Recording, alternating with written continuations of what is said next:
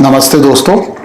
आज के इस वीडियो में हम लोग बात करते हैं placement of seventh Lord in second house के बारे में। देखिए, ये बहुत ही एक इंटरेस्टिंग कॉम्बिनेशन है जब सप्तमेश दूसरे स्थान में बैठा हो। तो देखिए, अगर हम सेकंड हाउस की क्वालिटीज देखें, प्रॉपर्टीज देखें, तो दूसरा भाव जो है वो धन भाव है, वो कुटुंब को रिप्रेजेंट करता है, वो हमारी स्पीच को रिप्रेजेंट करता है।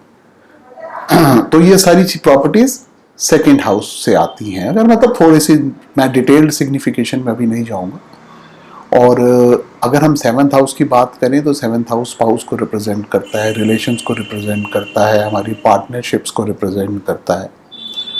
और एक और बहुत इंटरेस्टिंग फैक्ट है, वो ये है कि जो सातवां स्थान और दूसरा स्थान है, ये दोनों मारक स्थान भी हैं। तो अगर हम ये कॉम्बिनेशन को स्टडी करें seventh Lord in second house में, तो देखिए एक यहां पे बड़ी चीज क्लियर होती हुई दिख रही है, वो ये कि एक मारक स्थान का लॉर्ड, जो प्लैनेट मारक है, वो दूसरे मारक स्थान में जा रहा है। तो इस वजह से जो सेवंथ लॉर्ड की मारक प्रॉपर्टीज हैं, वो जब सेकंड हाउस में प्लेस्ड होगा तो वो ऑटोमेटिकली बढ़ जाएंगी। यानी कि जो सेवंथ लॉर्ड जब सेकंड में चला गया तो उसकी मारने की क्षमता जो है being placed in second house वो बढ़ जाती है। तो ये हमारे को हमेशा इस चीज को बहुत ध्यान देना चाहिए और ध्यान से इसको हमेशा इस कॉम्बिनेशन को देखना चाहिए। अब एक और बात है कि अगर हम सेवंथ हाउस से देखें तो यहाँ पे सेवंथ लॉर्ड जो है वो अपने से एट्थ हाउस में जा रहा है। तो ये सारी जो बैकग्राउंड है, इसको दिमाग में रख के ही हम इस कॉम्बिनेशन को स्टडी करते हैं।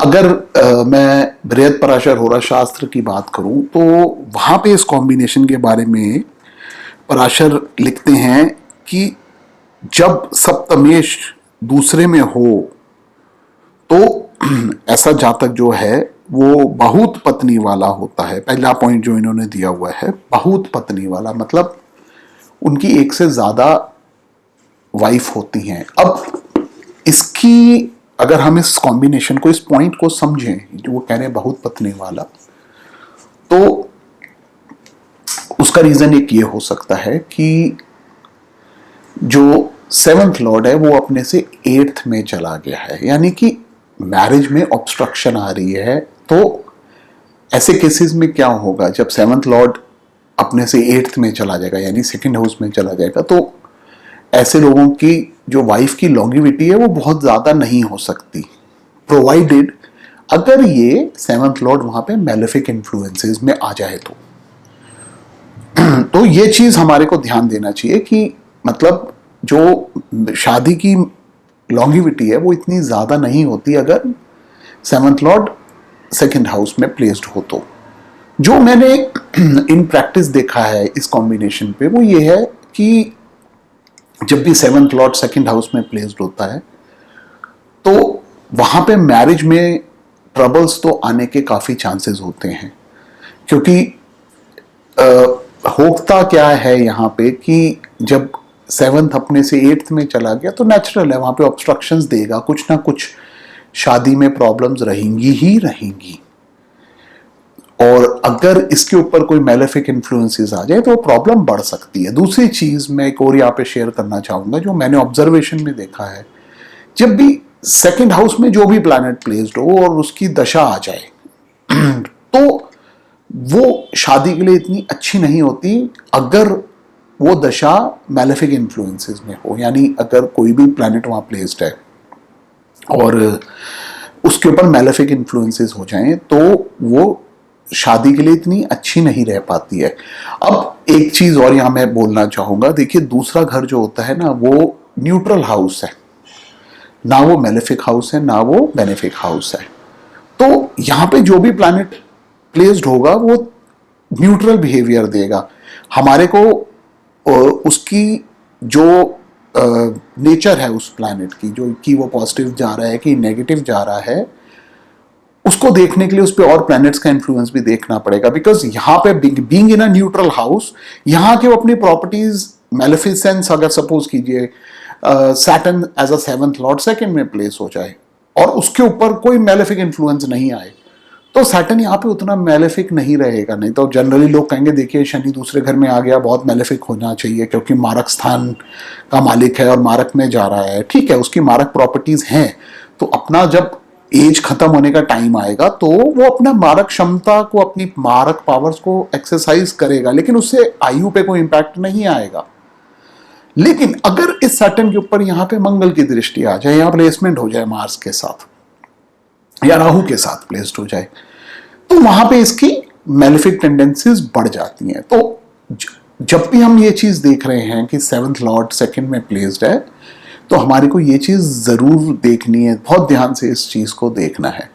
तो जैसे मैंने आप लोगों को बताया है कि बृहस्पति होरा शास्त्र कहती है ज्यादा वाइफ्स वाला होता है, तो अगर यहाँ पे मेलेफिक इन्फ्लुएंसेस होंगे तो शादी टूटने का चांस होगा ही होगा। और एक चीज मैंने जो प्रैक्टिस में देखी है वो ये है कि शादी तो चलो बात की बात है, मल्टीपल अफेयर्स होने के चांसेस होते हैं ऐसे केसेस के अंदर, स्पेशली अगर इस सेवंथ लॉर्ड के का कनेक्शन किसी तरह से 11th हाउस के साथ बन जाए यहाँ पे। तो ये सब चीजें हमारे को बहुत ध्यान से यहाँ देखनी है। दूसरी बात जो ये बोलते हैं वो बोलते हैं स्त्री द्वारा धन लाभ। अब देखिए सेकंड हाउस जो है वो धन भाव भी है, इसलिए अगर सेवंथ लॉर्ड सेकंड में प्लेस्ड होगा तो ऐसे लोगों को जो वाइफ है उसकी साइड से इनहेरिटेंस में पैसा आने के चांसेस होते हैं।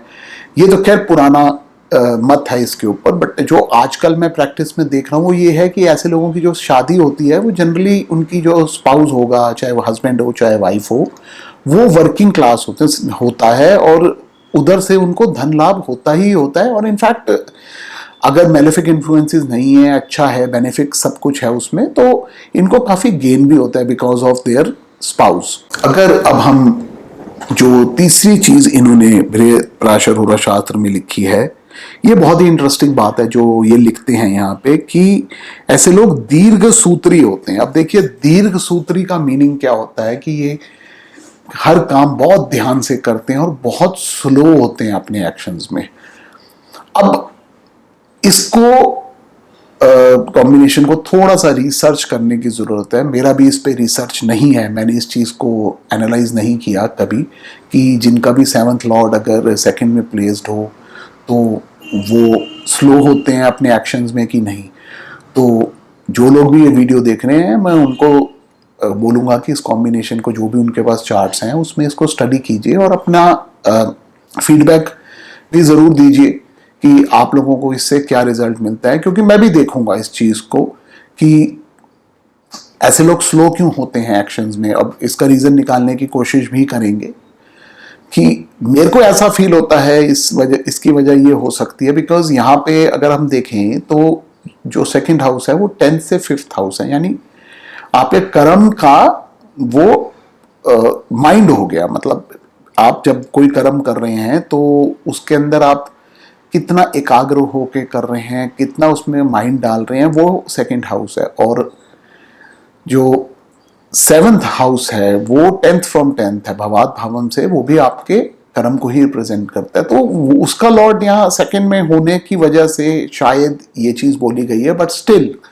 एक रिसर्च का पॉइंट है और इसको जरूर मैं भी स्टडी करूंगा और आप लोग भी इस पे ध्यान दीजिए कि क्या वजह हो सकती है। तो जैसे मैं अभी आप लोगों को बता रहा था कि मनी वाइज भी ये कॉम्बिनेशन अच्छा है, स्पाउस से इनको बेनिफिट जरूर होता है अगर 7th लॉर्ड सेकंड के अंदर प्लेस्ड हो तो ये मेरे कुछ thoughts 7th Lord in second house के ऊपर। धन्यवाद।